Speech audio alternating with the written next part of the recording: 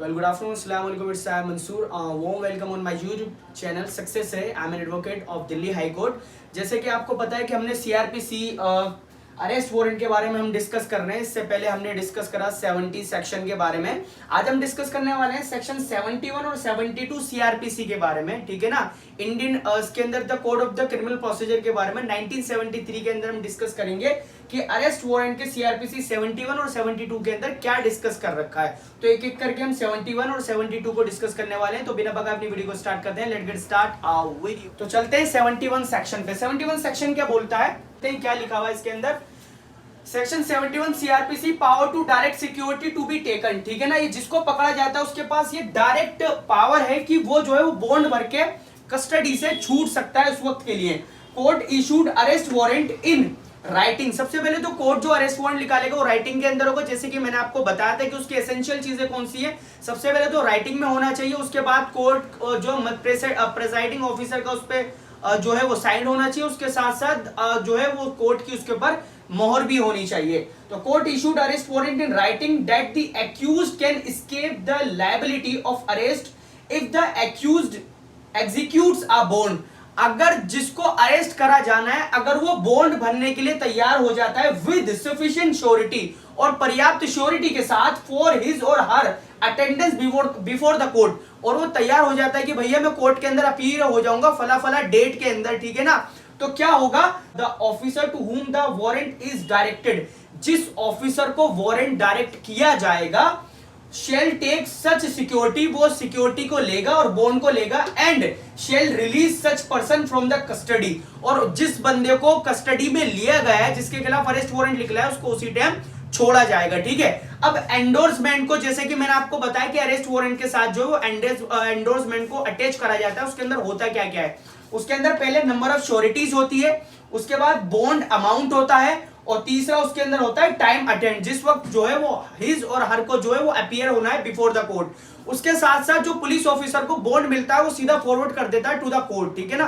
तो ये था हमारा CRPC सेक्शन 71. हम डिस्कस करते हैं 72.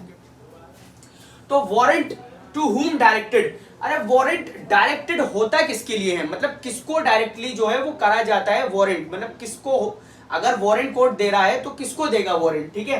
तो सेक्शन 72 CRPC के अंदर उसके बारे में डिस्कस कराया गया. तो क्या है इसके अंदर देख लेते हैं. A warrant of arrest directed one और मोर पुलिस ऑफिसर. जो वारंट होता है हमारा एक या एक से ज्यादा ऑफिसर को जो है वो इशू करा जाएगा. उसके बाद if its immediate execution is necessary and no police officer is immediately available. अगर किसी अपराधी को अर्जेंटली पकड़ना है, इमीडिएट पकड़ना है, और वहां पर कोई पुलिस ऑफिसर वहां पर मौजूद नहीं है, या ऐसा लगता है कि जिसको हमें जो है डायरेक्टेड पुलिस को किसी को अरेस्ट वारंट देना है वो नहीं है वहां पर, तो कोर्ट उसके अंदर क्या कर सकता है, direct it to any other person और पर्सन. वो किसी अलग कोर्ट को ये अथॉरिटी है कि कोर्ट किसी पर्सन को भी वो अरेस्ट वारंट या पर्सन्स, एक आदमी एक से ज्यादा आदमियों को भी वो दे सकता है. उसके बाद एंड सच पर्सन और person shall execute the same. और वो जो पुलिस ऑफिसर करने वाले थे अब वो एक नॉर्मल बंदा जिसको कोर्ट ने अथॉरिटी दे दी कि भाई जाके फला फला आदमी को पकड़ो, इसके नाम का वारंट निकला है. ठीक है. तो या तो एक बंदा जाएगा या फिर कई सारे बंदे मिलके भी उसको अरेस्ट कर सकते हैं. ठीक है ना. अब इसके अंदर और क्या है, when a warrant is directed to more officer. जब वारंट ज्यादा ऑफिसर्स को जो है वो डायरेक्ट किया जाता है, और पर्सन देन वन, या तो सारे एक साथ जा सकते हैं, कोई अकेला भी जाके अरेस्ट कर सकता है. It may be executed by all, या तो सबके द्वारा उसको एग्जीक्यूट किया जा सकता है, या और बाय एनी वन और मोर ऑफ देम, या तो किसी एक के द्वारा उसको पकड़ा जा सकता है, या एक से ज्यादा बंदे भी जाके उसको जो है एग्जीक्यूट कर सकते हैं अरेस्ट वारंट को. तो हमने CRPC सेक्शन 71 और CRPC सेक्शन 72 अरेस्ट वारंट के बारे में आज डिस्कस कर लिया है, जो कि बहुत ही ज्यादा, ये जो सेक्शन 71 और 72 बहुत ही ज्यादा जरूरी है आपको जानने के लिए, क्योंकि अगर आप जो है वो अभी अभी आपने LLB कंप्लीट करी है या you are the student of the law, so it must कि आपको ये चीजें जाननी चाहिए. ठीक है ना. क्योंकि ये गलती हो जाती है मोस्टली हमसे कि भाई आपको, अब जैसे कोई पुलिस ऑफिसर नहीं आया, कोर्ट ने किसी बंदे को अथॉरिटी दे दी कि आप जाके उसको पकड़ो, तो क्या आप उससे मना करोगे, नहीं जी पुलिस ऑफिसर ही आना चाहिए. अगर आपको पता होना चाहिए कि CRPC 72 के अंदर ये प्रावधान दिया गया है कि पुलिस ऑफिसर अगर नहीं है तो इमीडिएटली किसी आदमी को भी जो है कोर्ट अथॉरिटी दे सकता है.